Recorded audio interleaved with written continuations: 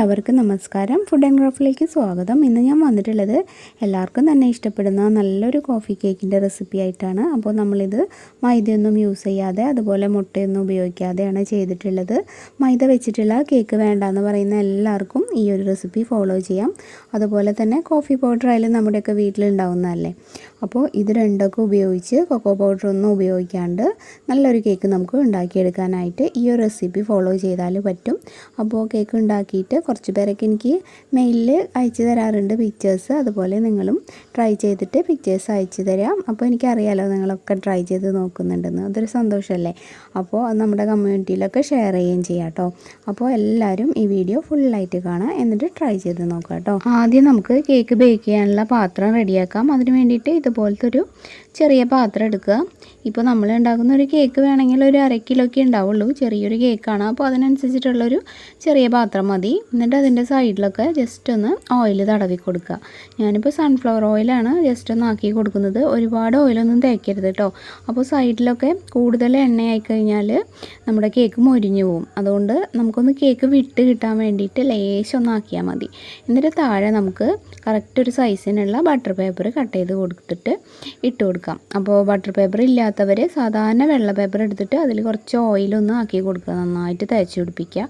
എന്നിട്ട് കുറച്ച് സമയം വെക്കുമ്പോൾ ആ ഓയിലൊക്കെ അതിലേക്ക് വലിച്ചെടുത്തിട്ട് അത് ശരിക്കും ബട്ടർ പേപ്പർ പോലെ തന്നെയാവും. എന്നിട്ട് അതിൽ നിന്ന് കറക്റ്റ് ഈ ഒരു പാത്രത്തിൻ്റെ അടിയിലുള്ള അളവിനനുസരിച്ചിട്ട് കട്ട് ചെയ്തിട്ട് എടുത്താൽ മതി കേട്ടോ. ആദ്യം ഇതുപോലൊരു പാത്രത്തിൻ്റെ മുകളിലായിട്ട് ഒരു അരിപ്പ വയ്ക്കുക. എന്നിട്ട് ഒരു ഗ്ലാസ്സിൽ 1 ഗ്ലാസ് ഗോതമ്പ് പൊടി എടുക്കുക. അപ്പോൾ ഏവറേജ് വലുപ്പത്തിലുള്ള ഒരു ഗ്ലാസ്സിലാണ് ഞാൻ എടുക്കുന്നത്. എല്ലാവരുടെ കയ്യിലും മെഷറിംഗ് കപ്പൊന്നും ഉണ്ടാവില്ലല്ലോ. അപ്പോൾ മെഷറിംഗ് കപ്പ് ഉള്ളവർ ഒരു 250 ml കപ്പിൽ 1 കപ്പ് എടുത്തോളൂ കേട്ടോ. എന്നിട്ട് നമുക്ക് അതിലേക്ക് ഒരു 1/2 ടീസ്പൂൺ ബേക്കിംഗ് പൗഡർ ചേർത്ത് കൊടുക്കാം. എന്നിട്ട് നന്നായിട്ടൊന്ന് മിക്സ് ചെയ്യുക. അതുപോലെ ഇതിലേക്ക് ഇനി നമുക്ക് കുറച്ച് ഉപ്പ്, അതായത് ഒരു നുള്ള് ഉപ്പും കൂടെ ചേർത്തിട്ട് നന്നായിട്ടൊന്ന് അരിച്ചെടുക്കണം. അപ്പോൾ 2-3 തവണ അരിച്ചെടുക്കുകയാണെങ്കിൽ നന്നായിട്ട് സോഫ്റ്റായിട്ട് കേക്ക് കിട്ടും. പ്രത്യേകിച്ച് ഗോതമ്പ് പൊടി ആകുമ്പോൾ നന്നായിട്ട് തന്നെ നമ്മൾ അരിക്കണം. അതിൻ്റെ അടിയിൽ ചിലപ്പോൾ ഒരു തരി പോലെയൊക്കെ ഉണ്ടാവും. അത്രയ്ക്ക് അങ്ങോട്ട് നൈസായിട്ട് ആവില്ല നമ്മുടെ മൈദ പോലെ. അപ്പോൾ നന്നായിട്ട് അരിച്ചിട്ട് ആ ലാസ്റ്റ് കിട്ടുന്ന ആ തരി അങ്ങോട്ട് കളയാം കേട്ടോ. അങ്ങനെ 2-3 തവണ അരിച്ചെടുക്കുമ്പോഴാണ് നല്ല സോഫ്റ്റായിട്ടുള്ള കേക്ക് നമുക്ക് ഉണ്ടാക്കാനായിട്ട് പറ്റുള്ളൂ. എന്നിട്ടത് മാറ്റി വയ്ക്കാം.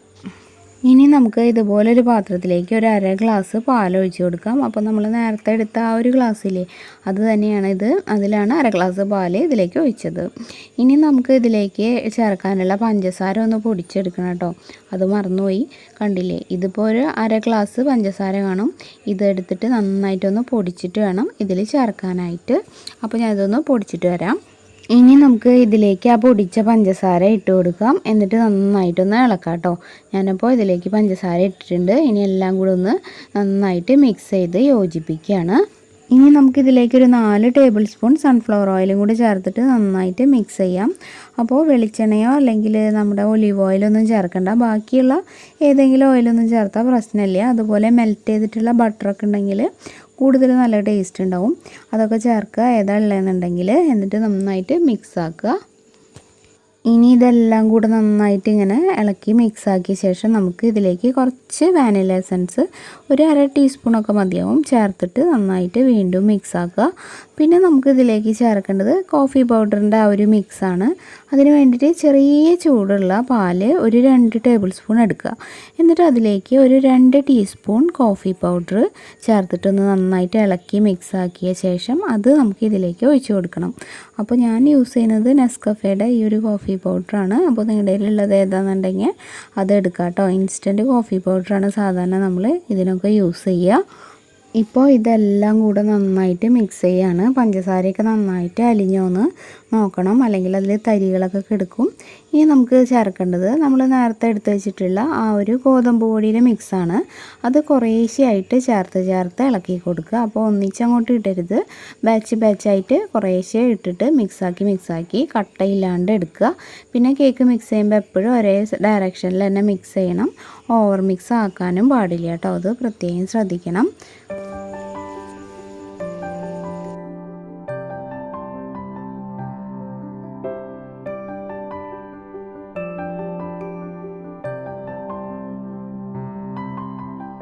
നമ്മളിങ്ങനെ മിക്സ് ചെയ്യുന്ന ആ ഒരു നേരത്തിൽ നമ്മൾ ഏത് പാത്രത്തിലാണോ കേക്ക് ബേക്ക് ചെയ്യേണ്ടത് ആ പാത്രം ഒരു 5 മിനിറ്റ് മീഡിയം ഫ്ലെയിമിലിട്ട് ചൂടാക്കി വെക്കണം. അപ്പോൾ ഇതൊക്കെ ശരിയായിട്ട് വരുമ്പോഴേക്കും അത് ചൂടായിട്ടുണ്ടാവും.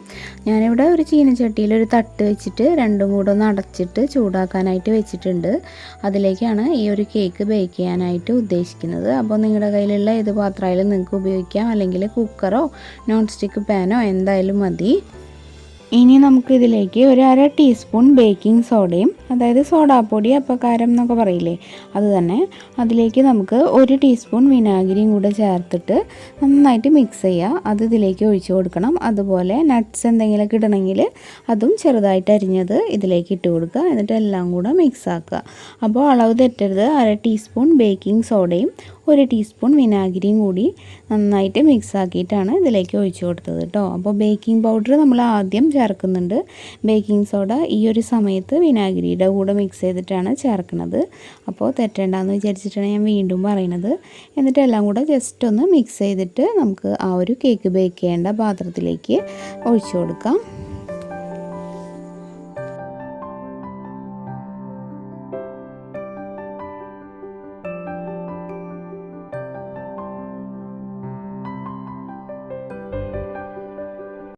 ഇതിപ്പോൾ ഒരു 5 മിനിറ്റ് ഞാൻ മീഡിയം ഫ്ലെയിമിൽ പ്രീ ഹീറ്റ് ചെയ്തതാണ്. ഇതിലേക്ക് നമ്മൾ വെച്ച് കൊടുത്തിട്ടുണ്ട്.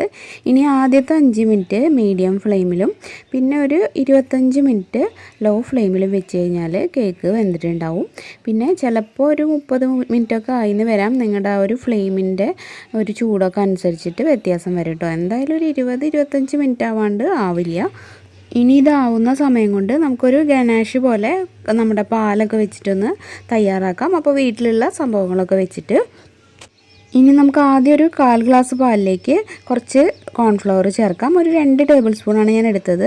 അത് മിക്സ് ചെയ്തിട്ട് അതിലേക്ക് ബാക്കി പാലും കൂടെ ഒഴിച്ച് കൊടുത്ത് എല്ലാം കൂടെ ഇളക്കിയിട്ടാണ് ഈ ഒരു പാനിലേക്ക് ഒഴിക്കുന്നത്. അപ്പോൾ മൊത്തം 1 ഗ്ലാസ് പാലും 2 ടേബിൾ സ്പൂൺ കോൺഫ്ലവറും. ഇനി നമുക്കിത് ഒരു ക്രീം പോലെ ആക്കണം. അതിന് വേണ്ടിയിട്ട് ബാക്കിയുള്ള ചേരുവകളും കൂടി ഇതിലോട്ട് ചേർത്ത് കൊടുക്കാം. ഇതിലേക്ക് ഞാനിപ്പോൾ ഒരു 2 ടീസ്പൂൺ നേരത്തെ നമ്മൾ ചേർത്തിട്ടുള്ള ഒരു കോഫി പൗഡർ ഇല്ലേ, ഇൻസ്റ്റൻറ്റ് കോഫി പൗഡർ, അത് തന്നെ ചേർത്ത് കൊടുക്കുകയാണ്. പിന്നെ കുറച്ച് ചോക്ലേറ്റും കൂടെ ഞാൻ ഗ്രേറ്റ് ചെയ്ത് ഇട്ട് കൊടുക്കുന്നുണ്ട്. അപ്പോൾ നമ്മുടെ കയ്യിൽ കുക്കിംഗ് ചോക്ലേറ്റ് ഉണ്ടെങ്കിൽ അത് ചേർക്കുക, അല്ലെങ്കിൽ ഡയറി മിൽക്ക് പോലത്തെ ഏതെങ്കിലും ചോക്ലേറ്റ് ഉണ്ടെങ്കിൽ അതായാലും മതി. ഇനിയിപ്പോൾ അതില്ലെങ്കിൽ ഇതുപോലെ കോഫി പൗഡർ മാത്രം വെച്ചിട്ടും ചെയ്യാം. അപ്പോൾ കുറച്ചുകൂടെ ഒരു ടേസ്റ്റ് വരണമെങ്കിൽ എന്തെങ്കിലും ഒരു ചോക്ലേറ്റ് ഉണ്ടാകുമ്പോഴാണ്, അല്ലെങ്കിൽ കൊക്കോ പൗഡർ ഉണ്ടെങ്കിൽ അതും കുറച്ച് ചേർത്താലും മതി. ഞാനിപ്പോൾ എൻ്റെ കയ്യിൽ ചോക്ലേറ്റ് ഉള്ളതുകൊണ്ട് ഞാനത് ഗ്രേറ്റ് ചെയ്തിട്ട് കുറച്ച് ചേർക്കുകയാണ്. ഇതിങ്ങനെ ലോ ഫ്ലെയിമിൽ വെച്ചിട്ട് നന്നായിട്ടൊന്ന് ഇളക്കുക. ശ്രദ്ധയൊന്ന് മാറിപ്പോയാൽ അപ്പോൾ കട്ടയാവും. എൻ്റെ ഇപ്പോൾ ഇതേ ജസ്റ്റ് ഒന്ന് കട്ടയായിട്ടുണ്ട്. എന്തായാലും ലാസ്റ്റ് മിക്സിയിൽ അടിക്കുന്നതുകൊണ്ട് പ്രശ്നമില്ല. ഇനി നമുക്ക് ഇതിലേക്ക് ആവശ്യത്തിനുള്ള പഞ്ചസാര ചേർക്കാം. ഞാനിപ്പോൾ ഇങ്ങനെ പൊടിക്കാതെയുള്ള പഞ്ചസാരയാണ് ഇട്ടത്. നിങ്ങൾ ചെയ്യുമ്പോൾ പൊടിച്ചത് ചേർത്താൽ മതി കേട്ടോ. അതാണ് കുറച്ചുകൂടി ഈസി ആയിട്ടുള്ളത്. എന്നിട്ട് ഒരു 5 ടേബിൾ സ്പൂണൊക്കെ പഞ്ചസാര പൊടിച്ചത് നിങ്ങൾ ചേർക്കുക. എന്നിട്ട് പിന്നെ നമുക്ക് ലാസ്റ്റ് ബട്ടർ ഉണ്ടെങ്കിൽ കുറച്ച് ബട്ടറും അതുപോലെ തന്നെ കുറച്ച് വാനില എസൻസും കൂടെ ചേർത്തിട്ട് ഇത് സ്റ്റോപ്പ് ചെയ്യാം. ഇതിന് തണുത്ത ശേഷം കുറച്ച് പാലും കൂടെ ചേർത്തിട്ട് നിങ്ങളുടെ ആവശ്യത്തിനുള്ള ആ ഒരു ലൂസിൽ മിക്സിയിൽ അടിച്ചെടുത്താൽ മതി കേട്ടോ. ആ സമയത്തിൽ നമ്മുടെ കേക്ക് ഇവിടെ റെഡി ആയിട്ടുണ്ട്. ഒരു 25-26 മിനിറ്റ് ആയപ്പോഴേക്കും എനിക്കിവിടെ ബേക്കായിട്ട് കിട്ടി. അപ്പോൾ ഞാൻ പറഞ്ഞ പോലെ നിങ്ങളുടെ ഫ്ലെയിമിനനുസരിച്ച് ചെറിയ വ്യത്യാസമൊക്കെ ഉണ്ടാവും. എന്തായാലും ടോട്ടൽ ഒരു 25 മിനിറ്റ് കഴിയാണ്ട് നിങ്ങൾ തുറന്ന് നോക്കണ്ട. പിന്നെ നന്നായിട്ട് പരന്ന പാത്രത്തിലൊക്കെ ആണെങ്കിൽ കുറച്ചുകൂടെ വേഗത്തിലാവും കേട്ടോ. ഇതിപ്പോൾ കുറച്ചൊരു കുഴിയുള്ള പാത്രമാണല്ലോ. ഇനി നമുക്ക് ഇതിനെ പുറത്തേക്ക് എടുക്കാം. കണ്ടോ, നന്നായിട്ട് പൊന്തിയിട്ടൊക്കെ ഉണ്ട്. എന്തെങ്കിലും ഒരു സ്ക്യൂർ വെച്ച് ജസ്റ്റ് ഒന്ന് കുത്തി നോക്കിക്കോളൂ. അപ്പോൾ ക്ലീനായിട്ട് വന്നാൽ കേക്ക് ബേക്കായെന്ന് ഉറപ്പാകാമല്ലോ.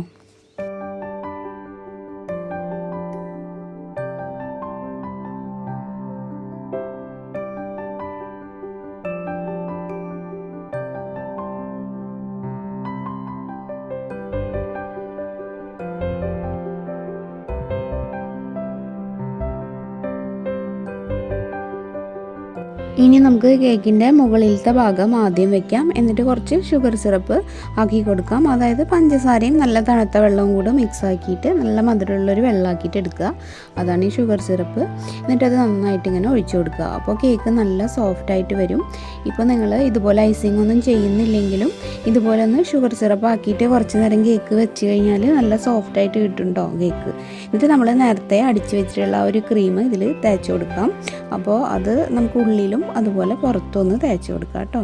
ഇത്തിരി പാലൊഴിച്ചിട്ടാണ് ഞാനൊന്ന് ലൂസാക്കിയിട്ട് ഇതുപോലെ അടിച്ചെടുത്തത്. ഇതിൻ്റെ മുകളിലായിട്ട് ഞാനിപ്പോൾ കുറച്ച് ചോക്കോ ചിപ്സ് ഇട്ട് കൊടുക്കുന്നുണ്ട്. നിങ്ങളുടെ കയ്യിൽ ചോക്ലേറ്റ് ഉണ്ടെങ്കിൽ അത് ഗ്രേറ്റ് ചെയ്ത് ഇട്ടാലും മതി. അപ്പോൾ ഈ ഒരു കേക്ക് നമ്മൾ ഇതുപോലൊന്നും ചെയ്തില്ലെങ്കിലും ആ കേക്ക് മാത്രമായിട്ട് കഴിക്കാൻ നല്ല ടേസ്റ്റാണ്.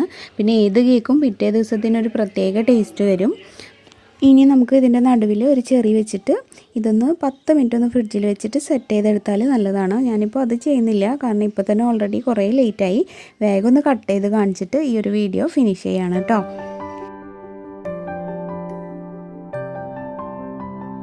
ഗോതമ്പ് പൊടി വെച്ചിട്ടുള്ള ഈ ഒരു കേക്കിൻ്റെ റെസിപ്പി എല്ലാവർക്കും ഇഷ്ടമായിട്ടുണ്ടാവുമെന്ന് വിചാരിക്കുന്നു. പിന്നെ ഗോതമ്പിൻ്റെ ടേസ്റ്റ് ചിലർക്ക് ഇഷ്ടമുണ്ടാവില്ല, കാരണം കേക്കിൻ്റെ ആ ഒരു ഒറിജിനൽ ടേസ്റ്റ് എന്ന് പറഞ്ഞാൽ മൈദ തന്നെയാണ്.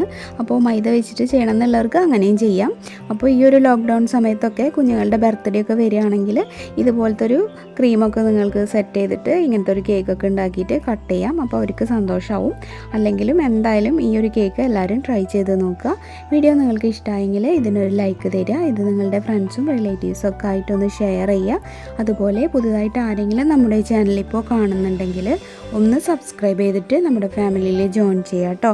സബ്സ്ക്രൈബ് ചെയ്യുമ്പോൾ ബെല്ലൈക്കൺ ക്ലിക്ക് ചെയ്യുക. അതിന് നേരെയുള്ള ഓൾ എന്നുള്ളൊരു ഓപ്ഷനും എനേബിൾ ആക്കുക. പിന്നെ നമ്മുടെ ട്രൈ ചെയ്തിട്ടുള്ള പിക്ചേഴ്സൊക്കെ കുറേ പേര് അയച്ചിട്ടുണ്ടായിരുന്നു. എല്ലാം കൂടെ ഞാനൊന്ന് സെറ്റ് ചെയ്തിട്ട് കാണിക്കാം കേട്ടോ. പിന്നെ കേക്കിൻ്റെ പടങ്ങളും ഒക്കെ അയച്ചു തരുന്നുണ്ട്. ഫുഡ് ആൻഡ് ക്രാഫ്റ്റിൻ്റെ ഇമെയിലിലേക്ക് അയച്ചാൽ മതി. ഇമെയിൽ ID ഞാൻ താഴെ ഡിസ്ക്രിപ്ഷൻ ബോക്സിൽ കൊടുക്കാം. അപ്പോൾ നമ്മുടെ പുതിയ ചാനലായിട്ടുള്ള പ്രാർത്ഥനാസ് വേൾഡും നിങ്ങൾക്ക് ഇഷ്ടമാണെങ്കിൽ ഒന്ന് സപ്പോർട്ട് ചെയ്യണം. ഇനിയപ്പോൾ മറ്റൊരു നല്ല വീഡിയോ ആയിട്ട് വരാം. അതുവരെ എല്ലാവർക്കും നന്ദി. എല്ലാവരും വീട്ടിൽ സുഖമായിട്ടിരിക്കുന്നു എന്ന് വിചാരിക്കുന്നു. താങ്ക്